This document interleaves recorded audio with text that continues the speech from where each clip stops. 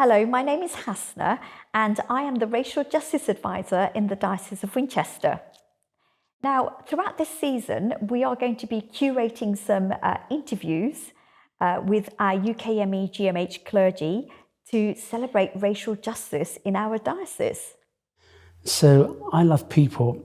I love hearing their stories, what ignites their passion, where God might be working in them and through them.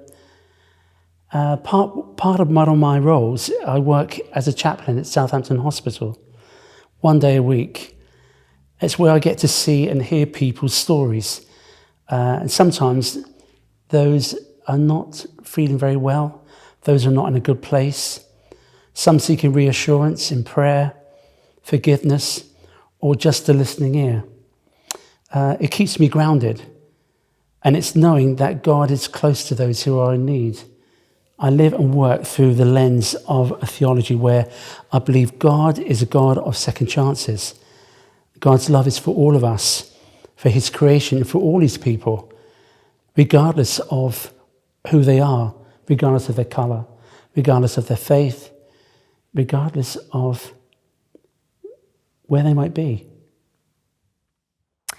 Stephen, would you please share something about your heritage with the audience? So my dad came from an island in the South Atlantic Ocean, an island of St Helena.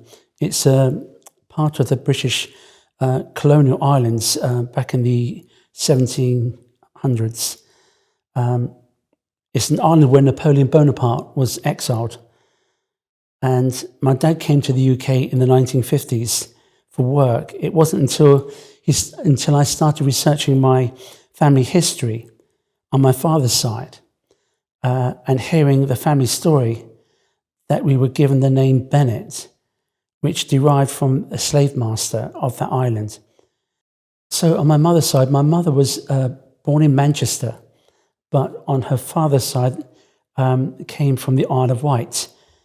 When I look back at her DNA matches, it revealed that we have a Heinz 57 variety of family kinds, with family roots based in France, Belgium, Ireland and Cornwall.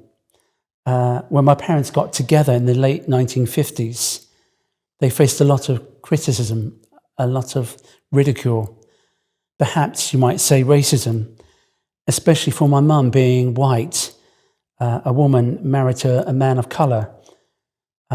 She lost quite a lot of friends who chose not to speak to her because of her choice of partner.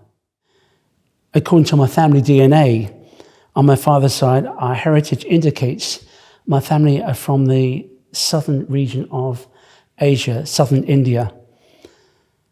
And the East Indian Company, shipping company, used to sail from the south of England round to the Indian Basin, picking up child slaves. And on their return journey, they'd stop off at St Helena and then trade the slaves from there, either going to the UK or coming to America. But what I also discovered on St Helena was when they built the airport, they had to excavate some land. And this piece of land area is called no man's land. And the decision was, well, where's the best place to put the airport? They thought on this strip of land. So when they excavated it, they found the remains around about 25,000 to 30,000 child remains, ages between 10 to 14. So my understanding of what used to happen when the ships used to call back to St Helena, they were packed so tight, there were some that didn't make the journey. And because they were packed so tight, they couldn't take the ones who had died out of the holds.